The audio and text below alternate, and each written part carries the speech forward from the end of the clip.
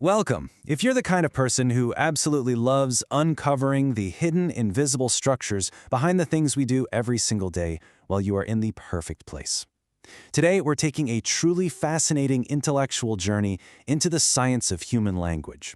We're going to be unpacking a foundational text, Dr. El Said Shanouka's Introduction to Linguistic Schools. And as we'll see, humanity's drive to decode language isn't just some modern 21st century phenomenon.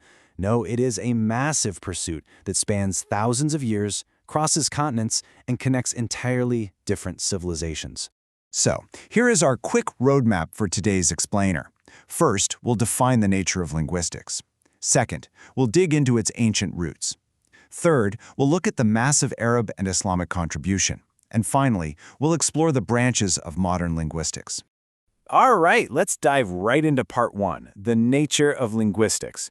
Before we dig into the history, we really need to understand exactly what it is we're looking at. So what actually is linguistics? People often think linguistics is just about memorizing strict grammar rules so you can speak correctly, or judging how other people talk. But as our text points out, it's not that at all. It is the objective, scientific study of human language. It's about observing language as a structural system, exactly the same way a physicist observes the laws of gravity or a biologist studies a cell under a microscope. It's pure, objective observation. And to put the universal scope of that study into perspective, linguistics looks at all languages equally. It studies the living languages you hear on the street right now, dead languages carved into ancient stone, and even entirely invented ones. Think about the year 1887. That was the year the Polish linguist L.L. Zamenhof created Esperanto, an artificial global language. Whether a language is ancient, modern, or literally invented from scratch in 1887, linguistics studies them all, because language itself is a universal human system. So, where's this fit into the grand scheme of things? Well, Dr. Shanouka categorizes human knowledge into three main buckets. You've got mathematical sciences, which deal with quantities, natural sciences dealing with physical matter, and finally, human and social sciences. Linguistics is firmly anchored right there in the human sciences because at the end of the day, language is our ultimate tool for interaction born directly out of society. Moving on to part two, ancient roots in India and Greece.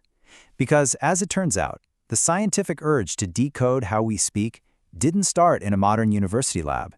It started thousands of years ago. Think of this like an intellectual relay race spanning human history.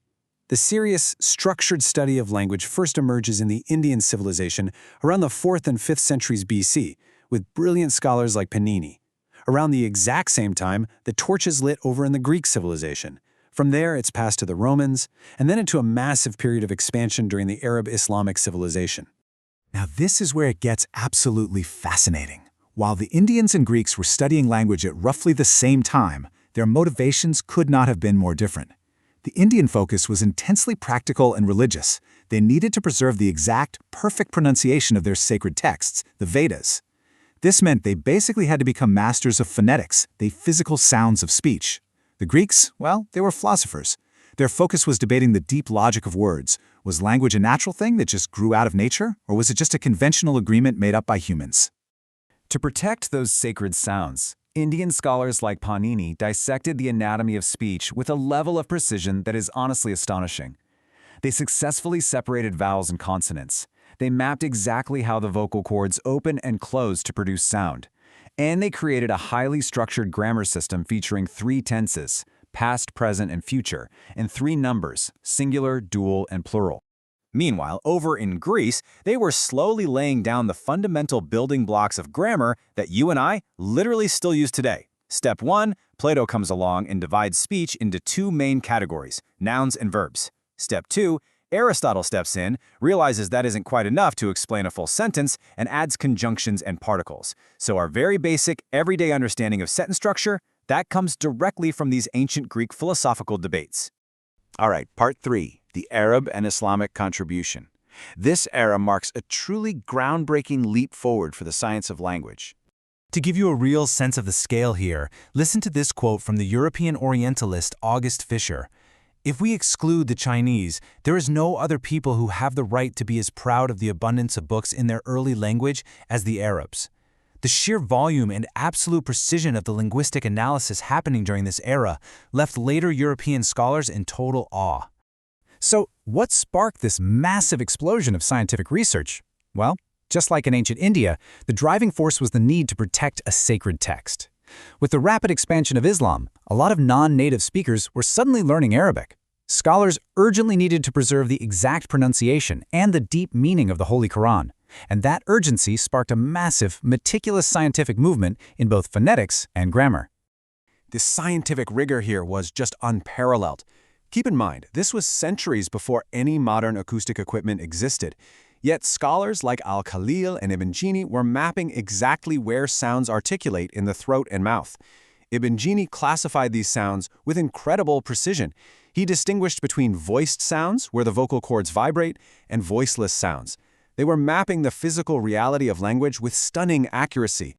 But they weren't just obsessed with sound, they dove deep into meaning. This brings us to perhaps one of the most brilliant theories to come out of this entire era, Al-Jurjani's theory of nazm, which translates to systems or arrangement. Al-Jurjani basically argued that individual words, just sitting alone in a dictionary, are nothing but empty vessels. They only hold true meaning when they are arranged into a specific system, guided by grammatical relationships and the mental context of the speaker. It's the arrangement that creates the meaning, not just the isolated words. Which brings us to part 4, branches of modern linguistics. Let's fast forward to the modern era and see how these rich historical roots blossomed into the structured science we know today. I absolutely love this striking metaphor from the linguist Dwight Bollinger, which is highlighted in our source.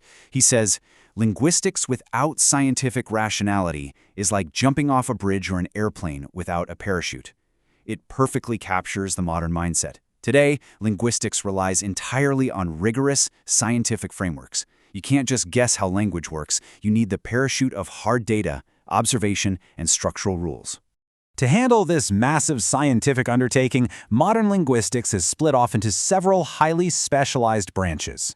We have general linguistics, looking at universal laws; descriptive linguistics, which studies a language exactly as it is spoken right now; comparative and historical linguistics, tracking how languages morph and change over centuries; and finally, applied linguistics, which takes all these big theories and uses them to improve language teaching, translation, and even artificial intelligence.